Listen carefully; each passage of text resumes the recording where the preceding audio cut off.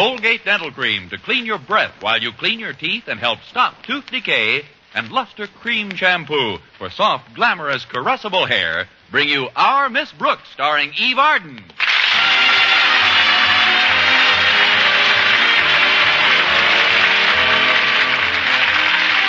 time once again for another comedy episode of Our Miss Brooks, written by Al Lewis. Old friends, like old songs, are said to be mellow with age. Our Miss Brooks, who teaches English at Madison High School, feels that this is very definitely true. Especially when it comes to our beloved principal, Osgood Conklin. Although Mr. Conklin isn't exactly old, or actually a friend, he does remind me of an old song. Sweetest little fellow, everybody knows. Don't know what to call him, but he's mighty lacking in something. What it is formed the topic of our conversation last Friday morning when my landlady and I sat down to a particularly early breakfast. Here's your coffee, Connie. Thanks, Mrs. Davis. I can't understand your constant friction with Mr. Conklin. He isn't naturally mean, is he? I should say not. He's had to practice for years. Oh, it isn't all his fault. I think a lot of his bad temper is due to his high blood pressure. I guess it is. When did he get his high blood pressure, Connie? 5 years ago this coming February. I see. Tell me, Connie, when did you join the faculty at Madison? 5 years ago this coming February. That is a coincidence, isn't it? It could be, but I'm sure Mr. Conklin doesn't think so. You're so right, Mrs. Davis. He blames me for almost every little accident that occurs at school. That's why he's made me school safety supervisor. It's his ironic way of getting even. Getting even? For what? Oh, a few little incidents that occurred last week. What kind of incidents? Well, like last Wednesday after school. I happened to be leaving the building just as Mr. Conklin started down the steps, and I noticed a pencil lying right in his path. Naturally, I didn't want him to slip on it. Did you pick it up? Oh, there wasn't time for that. All I could do was jump forward and nudge him aside. Well, that certainly couldn't have made him angry. I nudged him down the whole flight of stairs. My goodness, Connie, was he badly hurt? Oh, he wasn't hurt at all. Just a few lacerations here and there. And his glasses were as good as new after some minor repairs. Minor repairs? 2 new lenses. Anyway, now you know why Mr. Conklin declared this to be Safety Week at Madison. Well, I think it's a splendid idea. If everyone took proper precautions, accidents couldn't happen. Except to Mr. Conklin. Now, if you'll excuse me, I better get ready. Walter Denton's picking me up early today so I can check things before Mr. Conklin's inspection tour. All right, dear. Oh, before you go, would you like another egg or some more toast? No, thanks, Miss Davis. If I'm going to travel in Walter's car, I've got to watch my weight. The last time I rode up front with him, the back wheels didn't touch the ground once.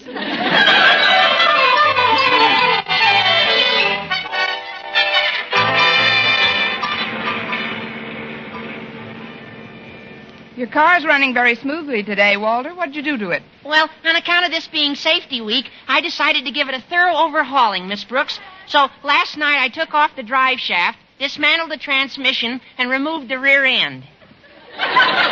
You know something? It goes better without them. I put them all back, Miss Brooks, but I fixed everything up first. Can't be too careful with a car nowadays, you know. I like your attitude, Walter. In fact, you are hereby granted permission to help me with the safety campaign at school today. Oh, I'll be glad to, Miss Brooks. Of course, when I first heard about it, I thought it was just another arbitrary political move made by old Marblehead, Mr. Conklin. You know, to get himself in good with the Board of Education. But his daughter Harriet convinced me that it was for all our goods. All our goods? Yes, ma'am. She sure is a sensible girl. And pretty, too. Yeah, she is pretty. And Harriet's a good student as well. I know. But most important of all, she's got sensational taste. Taste? She's been going steady with me for over a year.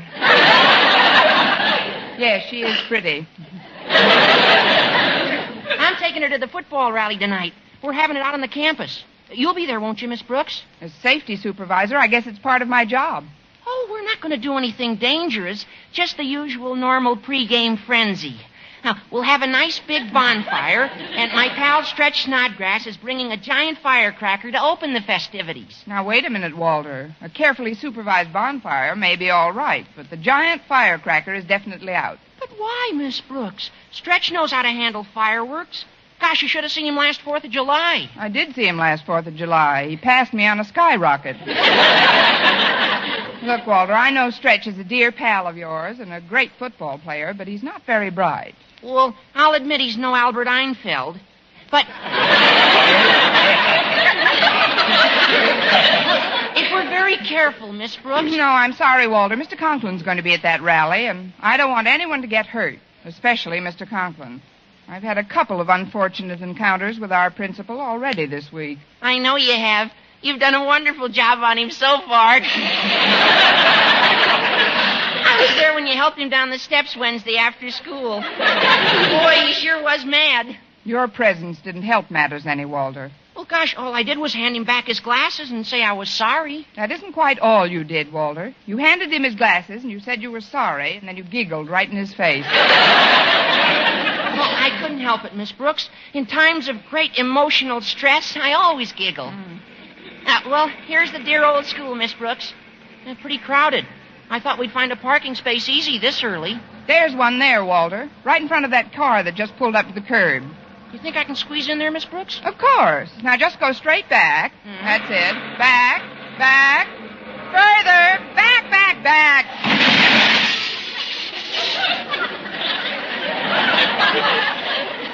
You've got about a foot. Gee, we gave him a pretty bad whack. I wonder whose car it is. I'll get out and look on the steering wheel. Don't strain yourself, Miss Brooks. It's my car you've partially destroyed. Mr. Conklin.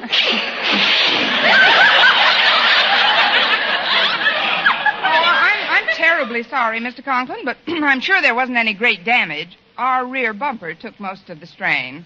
Your rear bumper took most of the glass out of my headlights, too. I'll get those fixed up for you in a jiffy, Mr. Conklin. I'll just run over to the repair shop. Shut And...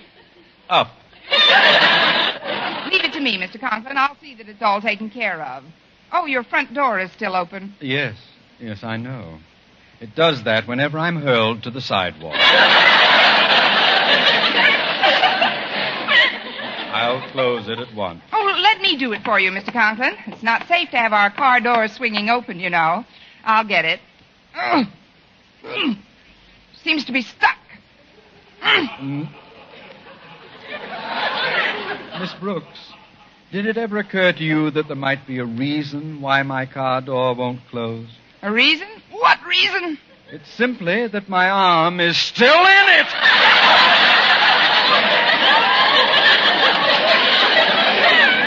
Oh, I'm sure we'll be able to... Your arm? Oh, is it hurt, Mr. Conklin? I'm becoming inured to pain. But now that you've started your day in an ideal manner for a safety supervisor, I suggest that we continue on into school. Of course, sir. Just one thing, Miss Brooks. I want you to do me a small favor. Oh, anything, Mr. Conklin. What is it? Will you give me a 5-minute head start into the building?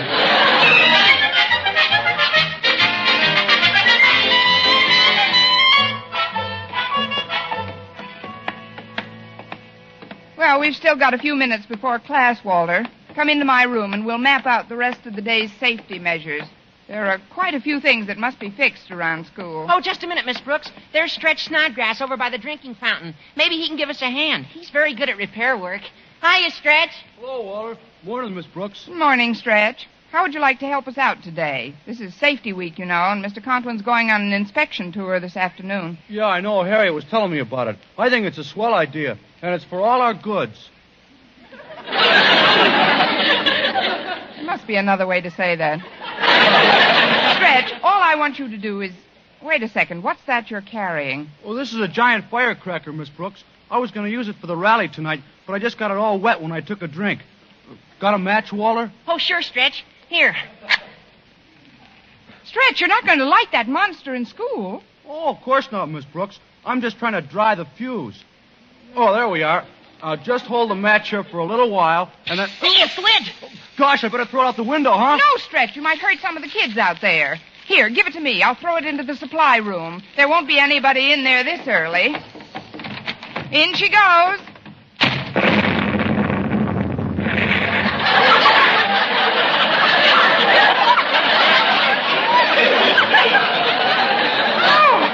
Thank goodness we got rid of that thing without hurting anyone.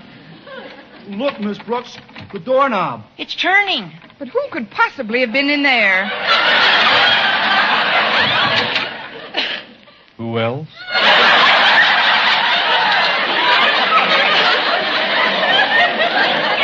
Mr. Conklin. Quiet, Walter.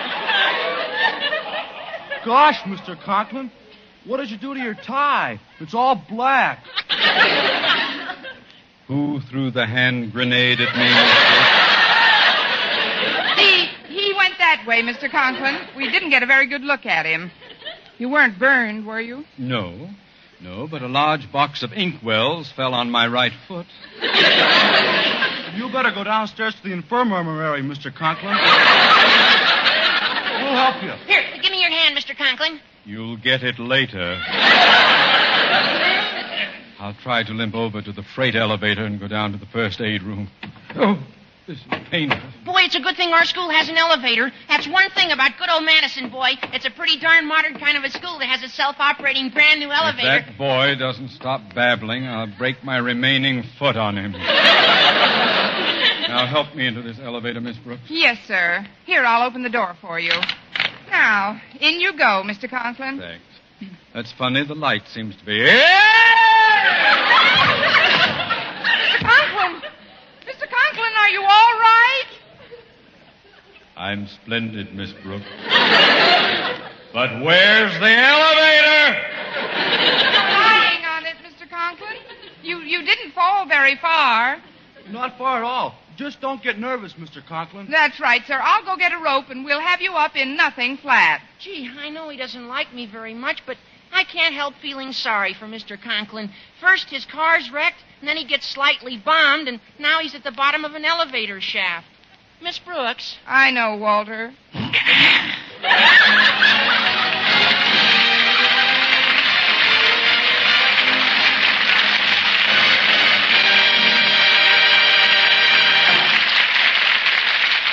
Our Miss Brooks, starring Eve Arden, will continue in just a moment. But first, here is Vern Smith. Now, proof that brushing teeth right after eating with Colgate Dental Cream helps stop tooth decay before it starts. Continuous research, hundreds of case histories, makes this the most conclusive proof in all dentifrice research on tooth decay. Eminent dental authorities supervised hundreds of college men and women for over 2 years. One group always brushed their teeth with Colgates right after eating. The other followed their usual dental care. The group using Colgate Dental Cream as directed, using Colgates exclusively, showed a startling reduction in average number of cavities, far less tooth decay. The other group developed new cavities at a much higher rate.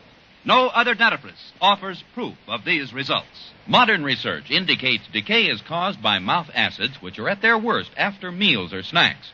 When you brush your teeth with Colgates right after eating, you help remove acids before they can harm enamel. Yes, Colgates contains all the necessary ingredients, including an exclusive patented ingredient for effective daily dental care. And remember, Colgates cleans your breath while it cleans your teeth. Always use Colgate Dental Cream right after eating to help prevent new cavities, help stop tooth decay before it starts.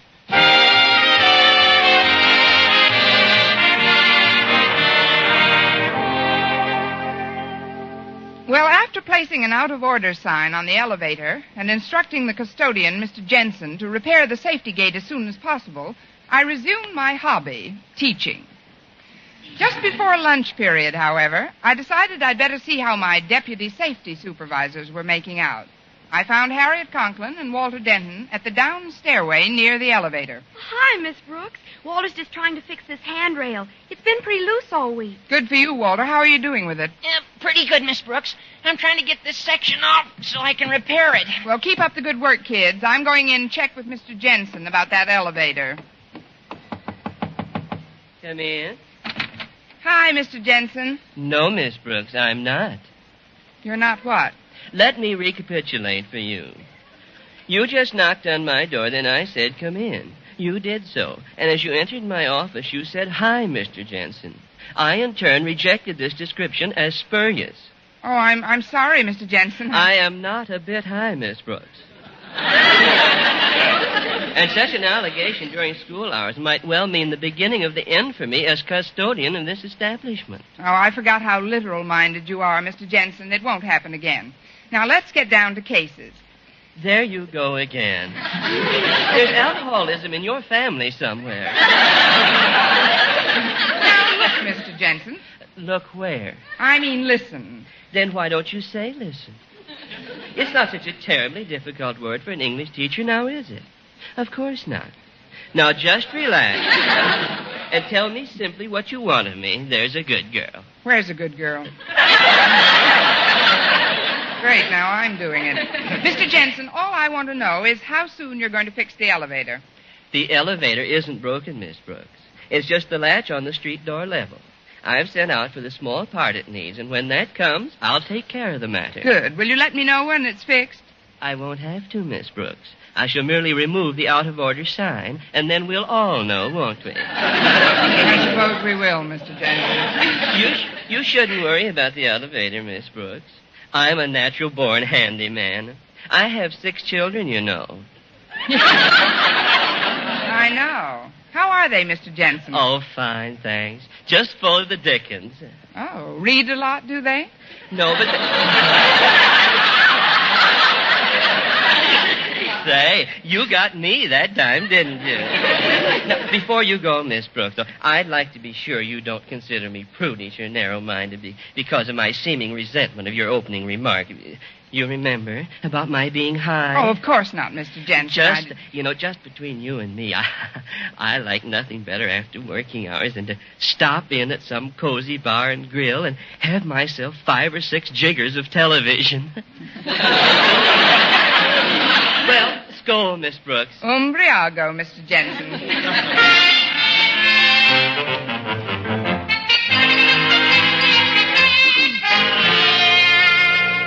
I don't like to curtail a teacher's lunch period like this, Miss Brooks, but I'll explain the reason in a moment.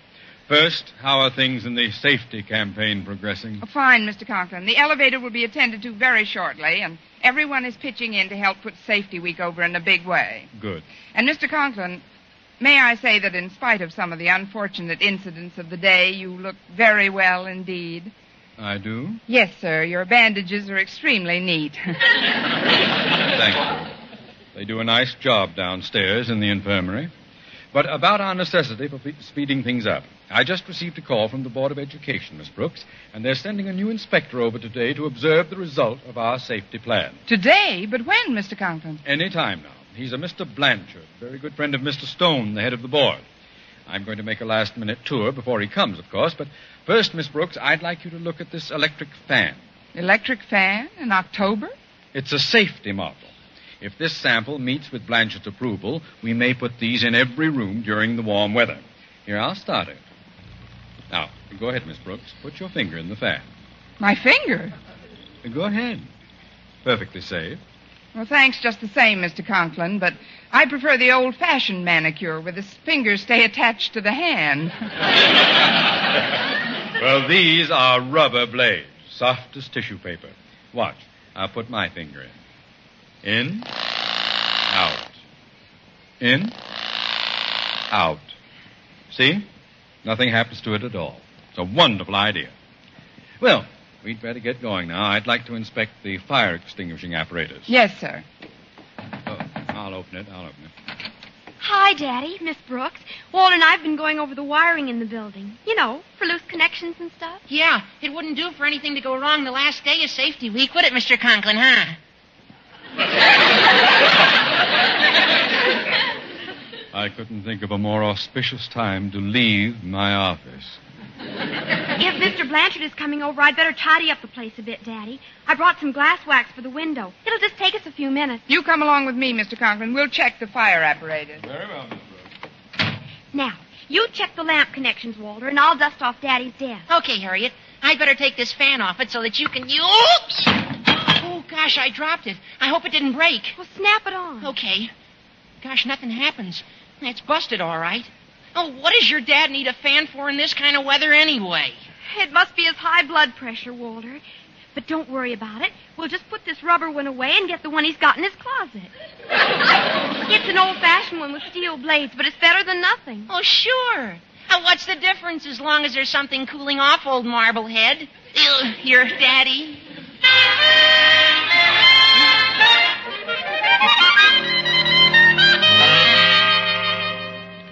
The nozzle of this fire extinguisher doesn't seem to be hanging just right. What do you think, Miss Brooks? Well, I'm not really an expert nozzle hanger, Mr. Conklin, but maybe I can straighten it out a bit. Be careful with it, Miss Brooks. When tilted at a certain angle, these things can be treacherous. Oh, I'll be very careful, sir. Just take it like this and...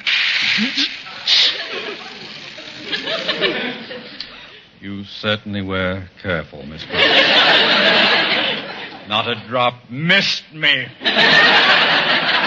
Take my hanky, Mr. Conklin. Here, I'll put this thing back where it's... Put that thing down! Yes, sir. Oh! Oh, my foot! Oh, it cut right through to my instep. Now I've got to go down to the infirmary again. Oh, what can I say to you, Mr. Conklin? There's nothing you can say to me now, Miss Brooks, but I'll have a few things to say to you when I come back upstairs. I'm afraid you'll have to walk down, Mr. Conklin. The out-of-order sign is still on the elevator. Maybe if I help you... You've helped me enough for one day, thank you. Now go away. If I take it easy, I think I can negotiate these stairs. Wish I had my glasses on. Oh, well, I'll just take a firm grip on the handrail. Oh, about that handrail, Mr. Conklin.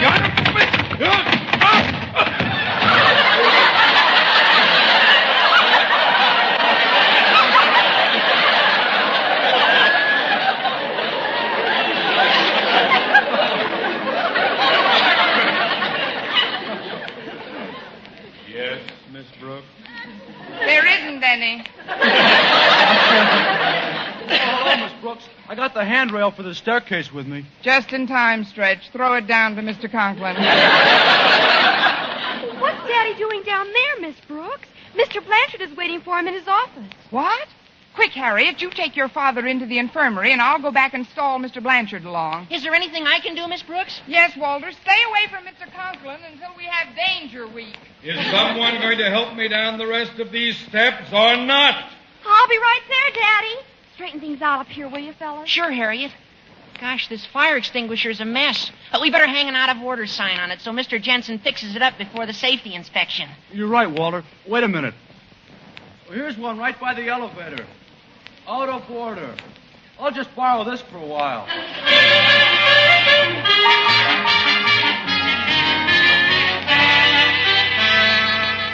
So you see, Mr. Blanchard, as safety supervisor for Madison High, I've worked very closely with our principal. In other words, Miss Brooks, you've been at Mr. Conklin's side constantly. Oh, yes, indeed. I've been at his side, on his feet, in his hair. That is to say, we've worked hand in hand all through the week. Fine. I've never met Mr. Conklin, but my friends on the board tell me he's always leaned towards safety in the school.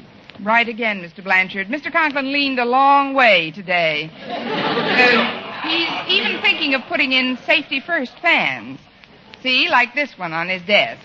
I'll just turn it on for you. Now, put your finger in here, Mr. Blanchard. What? Miss Brooks? Oh, go ahead. You only live once. It's rubber. It's just like tissue paper. These things make me nervous, Miss Brooks. However, if you insist, I'll insert my cane among the blades. Here we are.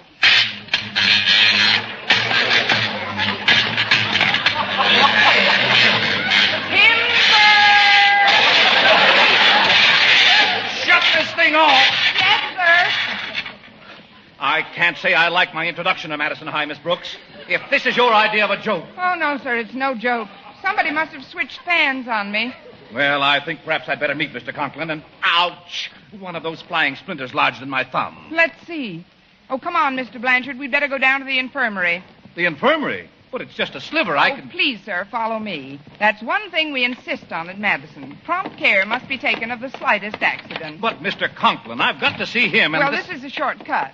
Yes, Mr. Blanchard, in this institution, we believe in safeguarding the health and well-being of every man, woman, and beast. A child. Where are we going, Miss Brooks? Well, fortunately, we won't have to walk down to the first aid room. I see the out-of-order sign has been removed from the elevator. An elevator? What if it's only one floor down? Oh, I wouldn't think of it, Mr. Blanchard. The stairs are not safe without the handrail. Here, I'll open the door for you. After you, sir? Thank you, but the light seems to be... Oh, no! Pardon me, Miss Brooks, but I understand Mr. Blanchard has arrived. Tell me, has he been here very long? No, sir. He just landed. He wanted to see the infirmary, so I thought I'd take him down. And the out-of-order sign is off the elevator, as you can see, so it was only natural for me to suppose Stop that... babbling, Miss Brooks. Jensen... I've got to meet this gentleman. If he's in the elevator, that's where I...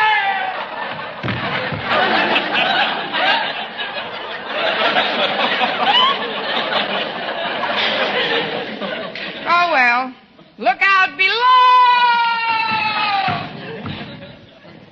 Mr. Blanchard, Mr. Conklin. Mr. Conklin, Mr. Blanchard.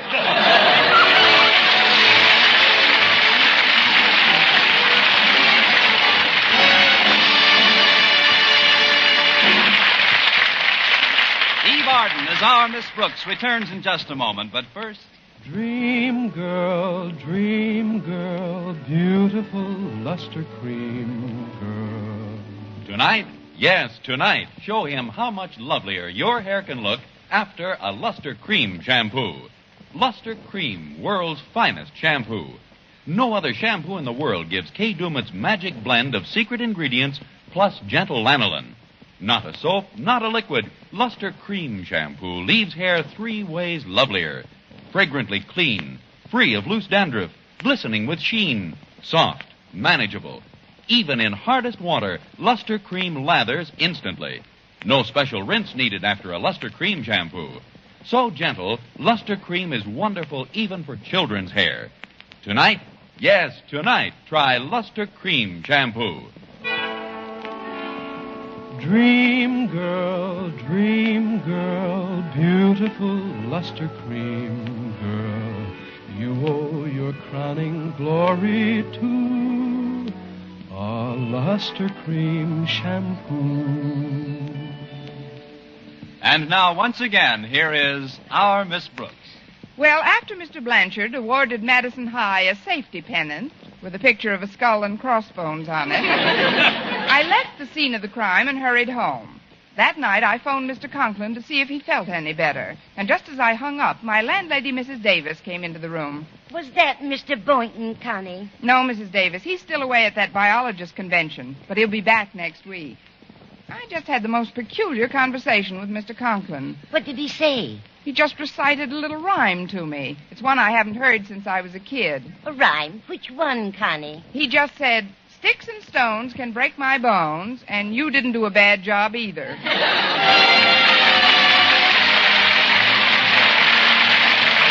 Next week, tune into another Our Miss Brooks show brought to you by Luster Cream Shampoo for soft, glamorous, caressable hair and Colgate Dental Cream to clean your breath while you clean your teeth and help stop tooth decay. Our Miss Brooks, starring Eve Arden, is produced by Larry Burns, directed by Al Lewis, with music by Wilbur Hatch. Mr. Conklin is played by Gale Gordon. Others in tonight's cast were Jane Morgan, Dick Crenna, Gloria McMillan, Leonard Smith, Bob Jellison, and Ed Begley.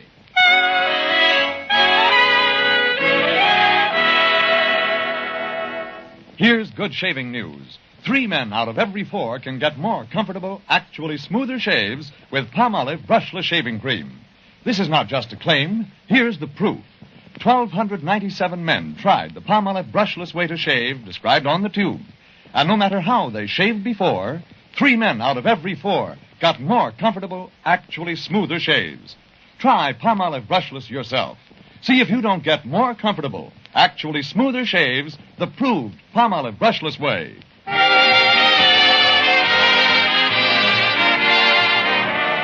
For mystery liberally sprinkled with laughs, listen to Mr. and Mrs. North, the exciting, fun-packed adventures of an amateur detective and his beautiful wife.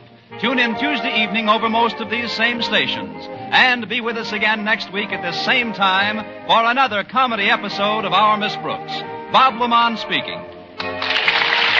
This is CBS, the Columbia Broadcasting System.